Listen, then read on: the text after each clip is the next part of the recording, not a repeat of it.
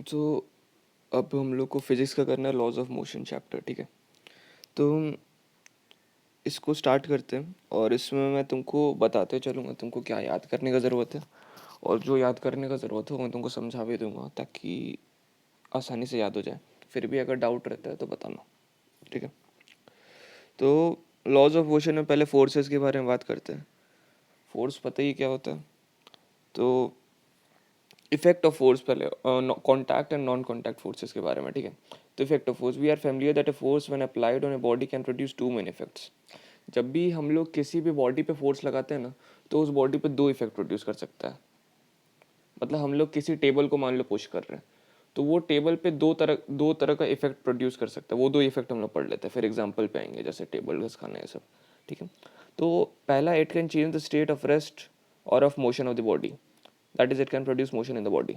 तो पहला ये है कि अगर हम लोग किसी, समझना ये बात को, ठीक है, तब याद भी नहीं करना पड़ेगा, अपने आप लिखाएगा। अगर हम लोग किसी भी ऑब्जेक्ट पे फोर्स लगा रहे हैं, तो या तो पहला क्या इफेक्ट पड़ सकता है कि उसका स्टेट ऑफ रेस्ट और मोशन चेंज हो सकता है। मतलब कि अगर वो रेस्ट में है तो उसको हम लोग मोशन में कर सकते हैं, और अगर वो ऑब्जेक्ट मोशन में है तो हम लोग उसको रेस्ट में कर सकते हैं। एग्जाम्पल देख लेते हैं। अगर कोई हल्का सा टेबल है, मतलब जिसको घसकाया जा सकता है, तो उसको हम लोग जब फोर्स लगाएंगे उस पर, तो वो आगे की तरफ घसकेगा, या जिस डायरेक्शन में फोर्स लगाएंगे उस तरफ घसकेगा। तो उसका स्टेट चेंज हुआ या नहीं, रेस्ट में था पहले, फिर मोशन में आ गया, ठीक है। अब दूसरी तरफ, कोई तुम्हारा दोस्त साइकिल से आ रहा है, ठीक है, उस पर तुम फोर्स लगा दिया आगे के डायरेक्शन में, तो एक तो हो सकता है कि तुम ठुका के नीचे गिर जाओ, ठीक है। वो केस हम लोग नहीं ले रहे, हम लोग मान रहे कि इतना ताकत है तुम्हारे में, ठीक है। तो अगर हम लोग नॉर्मल फोर्स लगाएं, ठीक है, तो तुम उस फोर्स से उस साइकिल को रोक सकते हो, ठीक है। तो इससे हम लोग स्टेट चेंज हो रहा है कि नहीं। साइकिल पहले मोशन में आ रहा है, फिर हम लोग दूसरे डायरेक्शन में फोर्स लगा के उसको रोक रहे हैं, तो ये भी क्या कर दिया हम लोग, फोर्स से उसका स्टेट चेंज कर दिए, मोशन से क्या कर दिया, रेस्ट में कर दिए। आई होप समझ में आया होगा। अभी वही एग्जांपल दिया इसमें, और कुछ खास नहीं है। एग्जांपल अब तुमको खुद, तुम एक बार, अच्छा हाँ, पहली बात ये, तुम बुक खोल के रखना, वीडियो से मत देखना, वीडियो से सिर्फ आवाज़ सुनना, मैं पेज नंबर बताते चलूँगा। हाँ, पेज 56। अभी दूसरा देखते हैं। दूसरा क्या है कि it can change the size और शेप ऑफ द बॉडी। मतलब कि एक तो हम लोग फोर्स लगा रहे हैं तो उससे क्या चेंज हो रहा है, स्टेट चेंज हो जा रहा है। स्टेट चेंज होना मतलब कि बॉडी रेस्ट से मोशन में आ जा रहा है या मोशन से रेस्ट में आ जा रहा है। दोनों का एग्जांपल हम लोग देख लिए, बाकी अब तुम बुक से पढ़ सकती हो। अभी दूसरा देखते हैं कि it can change the size और shape of the body, that is it can change the dimension of the body. अब दूसरा ये है कि अगर हम लोग किसी चीज़ पे फोर्स लगाए तो हो सकता है कि उसका साइज या उसका शेप चेंज हो जाए। पहले समझ में आ गया था ना, आगे होगा, रिपीट नहीं कर रहा मैं। दूसरा है उसका साइज या शेप चेंज हो सकता है, ठीक है। दोनों जो पॉइंट पढ़ रहे, दोनों नहीं हो, दोनों दोनों हो भी सकता है, दोनों नहीं भी हो सकता है। ज़रूरी नहीं है कि साइज शेप चेंज हो या मोशन में आए। ये दो इफेक्ट फोर्स प्रोड्यूस कर सकता है बस। पहला क्या था, रेस्ट मोशन, मोशन रेस्ट, ठीक है। दूसरा, it can change the size और शेप ऑफ द बॉडी। तो साइज और शेप का क्या मतलब है कि अगर हम फोर्स लगा रहे हैं तो किसी बॉडी का साइज या शेप चेंज हो जा रहा है। जैसे कि एक स्पॉन्जी बॉल होता है ना, रबड़ का बॉल होता है, उस पर जब हम लोग फोर्स लगाते हैं तो उसका साइज चेंज होता है। उसका डायमेंशन मतलब क्या हुआ, डायमेंशन मतलब लेंथ ब्रेथ हाइट चेंज हो रहा है ना। डायमेंशन मतलब और कुछ नहीं, खाली भारी वर्ड लिख देता है ये लोग। तो जब बॉल को दबा रहे तो उसका साइज शेप चेंज हो रहा है। और जैसे कि इसका एक कोई एग्जांपल देख लेते हैं। एक एग्जांपल जैसे स्प्रिंग हुआ,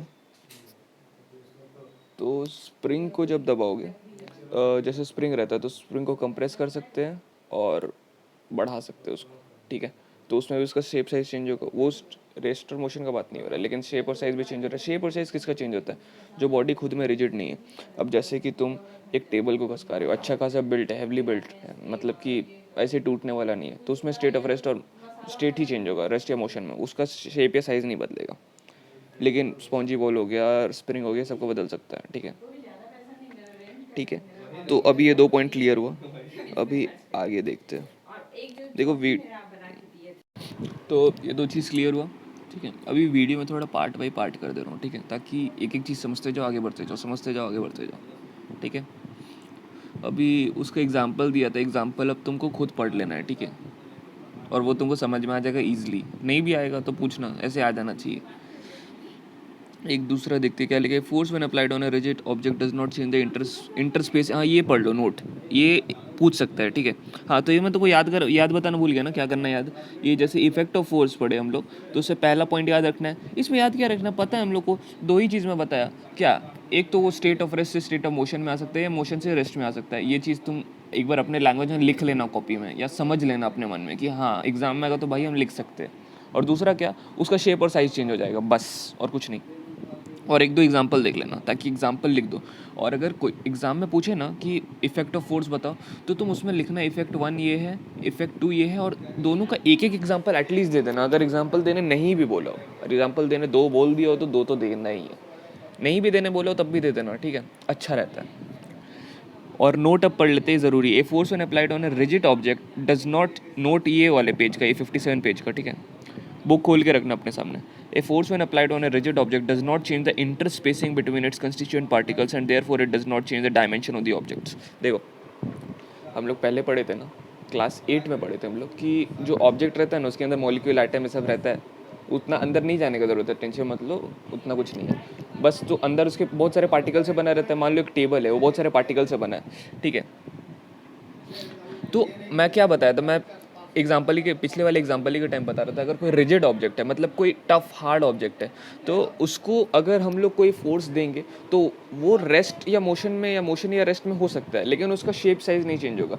यहाँ पे क्या उसका टर्म यूज़ किया है, If force when applied on a rigid object does not change the interspacing between its constituent particles. Constituent particles मतलब क्या हुआ, वही atoms molecules. Atoms molecules में ही जो space रहता है ना, वो जब change होता है ना, तभी object का shape size ये सब change होता है। समझ में आया? कोई भी ऑब्जेक्ट कंस्टिट्यूएंट पार्टिकल से बना है, कंस्टिट्यूएंट पार्टिकल्स मतलब क्या हुआ, एटम मॉलिक्यूल्स ये सब, ठीक है। और वही एटम मॉलिक्यूल के बीच का जब स्पेस चेंज होता है ना, तब ऑब्जेक्ट का शेप और साइज चेंज होता है, ठीक है। तो मतलब क्या हुआ कि किस ऑब्जेक्ट का कंस्टिट्यूएंट पार्टिकल का इंटरस्पेसिंग चेंज हो सकता है, जो रिजिड नहीं है, ठीक है। तो ये याद कर लेना तुम, a force when applied on a rigid object does not change the interspacing between its constituent particles and therefore it does not change the dimension of the object. On the other hand जो non rigid रहेगा उसमें इंटरस्पेसिंग change कर देगा constituent particles का, तो इसकी वजह से उसका डायमेंशन चेंज हो जाएगा, सीधा सा बात है। A force is that physical cause which change, अब ये इतना हो गया, ये नोट याद कर लेना। और ये फोर्स का डेफिनेशन है, a force is that physical cause which changes either the size और शेप ऑफ द बॉडी और द स्टेट ऑफ रेस्ट। ये कुछ नहीं है, ये इफेक्ट को इलेबोरेट करके लिख दिया है। A force is that, if देखो बस एक पहला इसमें लिखा है क्या, फोर्स क्या है, एक फिजिकल कॉज है। A force is that physical cause which changes either the shape और साइज ऑफ द बॉडी और द स्टेट ऑफ रेस्ट और मोशन ऑफ द बॉडी। बस जो दो इफेक्ट पड़े, इजीली याद हो जाएगा, समझ में है ना, तो याद हो जाएगा। अब फोर्स दो तरह का होता है, contact force, non contact force. Contact force जब कहीं से कुछ जुड़ रहा है, टच हो रहा है। नॉन कॉन्टैक्ट मतलब बिना टच हुए, बिना टच हुए भी होता है, एग्जाम्पल देखेंगे हम लोग। कॉन्टैक्ट फोर्सेस क्या हो गया, a force which are applied on a bodies by making a physical contact with them. Definition याद रखना, जब फिजिकल कॉन्टैक्ट हो रहा हो दो बॉडी के बीच में और उसमें फोर्स लग रहा हो, तब होगा वो कॉन्टैक्ट फोर्स। एग्जाम्पल क्या है, फोर्स ऑफ फ्रिक्शन। पहले देख लो क्या होगा एग्जाम्पल, उसके बाद उसको डिफाइन करेंगे। Force of friction, normal reaction, force of tension exerted by spring, बताऊंगा आगे क्या होता है, टेंशन मतलब। Force exerted by spring, force exerted on two bodies during collision, ठीक है। अभी पढ़ते फ्रिक्शनल फोर्स क्या होता है, when a body slides over A rough surface, a force acting on the body in the opposite direction of the motion along the surface of contact, this is called frictional force of reaction.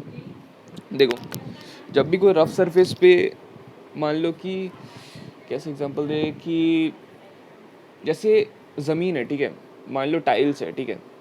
तो tiles पे ना क्या होता है, friction बहुत कम होता है। जो ज़मीन पे लगा रहता है, जनरली घर ये सब में लोग लगवाते हैं टाइल्स, तो टाइल्स पे फ्रिक्शन बहुत कम होता है, तो उस पर गिरने का चांस बहुत ज़्यादा होता है। क्यों? क्योंकि वो रफ़ नहीं है। एग्जाम्पल एक टेबल से ही लेते हैं, कोई टेबल है, ठीक है, वो उतना स्मूथ नहीं है, मतलब रफ़ है। रफ़ है तो अगर उस पर हम लोग किसी भी चीज़ को पुश करेंगे तो उस पर एक फोर्स लगेगा पीछे की तरफ में, उसको फ्रिक्शनल फोर्स कहते हैं।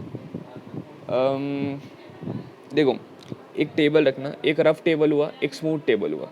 अब तुम रफ़ टेबल पे कोई चीज़ मूव करोगे तो वो और स्मूथ टेबल पे मूव करोगे तो पहले ज़्यादा कौन अच्छे से मूव होगा, अच्छे से नहीं मतलब कि कौन ज़्यादा जल्दी मूव होगा, जो स्मूथ टेबल पे करोगे।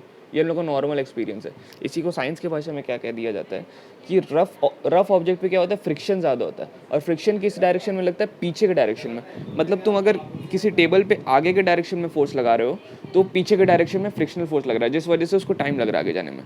और स्मूथ टेबल में भी फ्रिक्शन है, स्मूथ टेबल में भी फ्रिक्शन पीछे की तरफ लग रहा है। देखो फ्रिक्शन कभी ज़ीरो नहीं होता है, ठीक है, लेकिन क्या होता है, स्मूथ टेबल में फ्रिक्शन कम होता है और रफ टेबल में बहुत ज़्यादा होता है। समझ में आया? तो ये डेफिनेशन याद करना फ्रिक्शनल फोर्स का।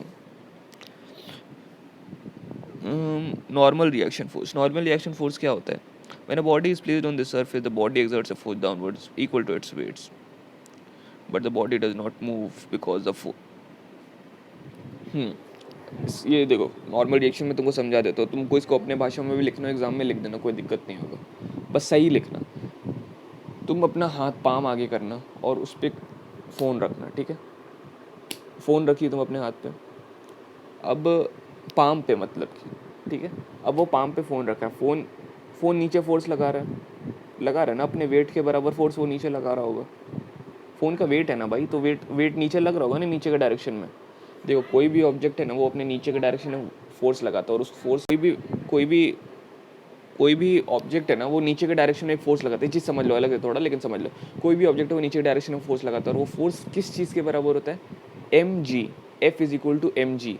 देखो कुछ टफ नहीं है, नॉर्मल इसलिए बता दे रहा हूँ। जैसे मैं हूँ, अगर मैं खड़ा हूँ नॉर्मल या मैं बैठा भी हुआ तो मैं नीचे की तरफ में एक फोर्स लगा रहा हूँ, और वो नीचे नहीं होता, वो towards the centre of earth होता है, जिसको कि हम लोग वेट कहते हैं, ठीक है।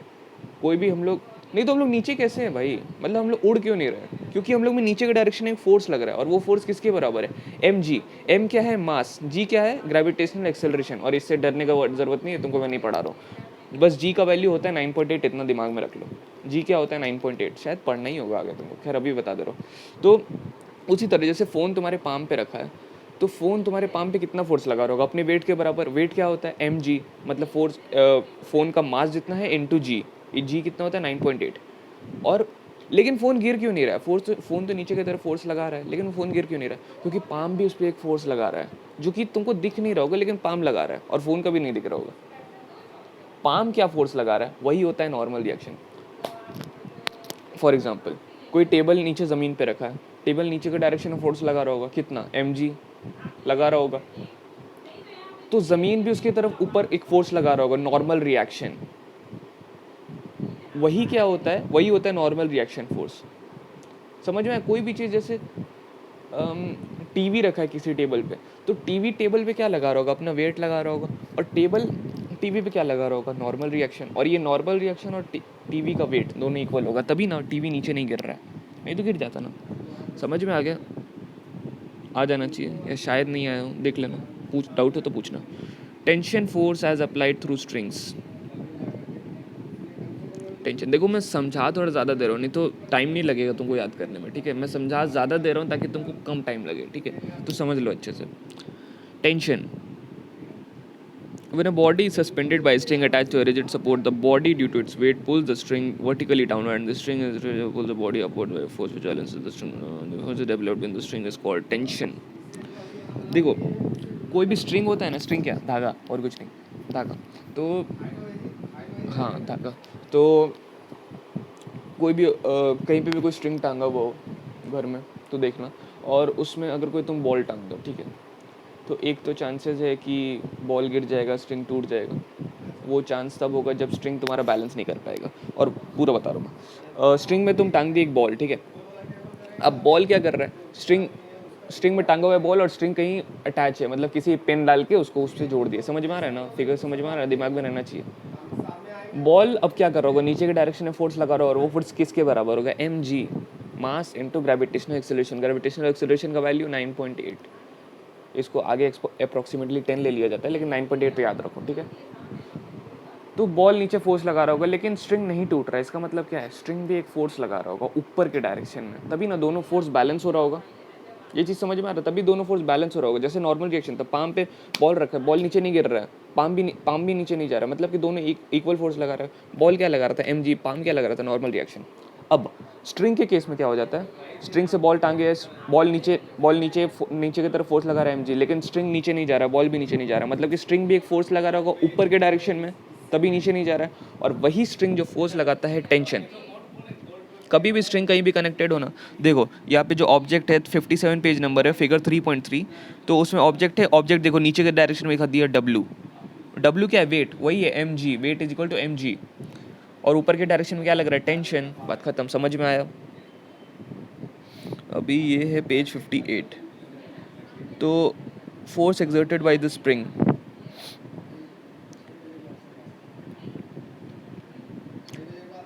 देखो जब भी हम लोग स्ट्रिंग को, देखो स्ट्रिंग पहले नॉर्मली देखो, ये जो ए पॉइंट है अपने बुक में देखना ताकि क्लियर दिखे, और ए पॉइंट पे ए जो फिगर है, फोर्स एक्सर्टेड बाय स्ट्रिंग में जो पहला फिगर है उससे फिक्स है, नॉर्मल रखा है स्ट्रिंग।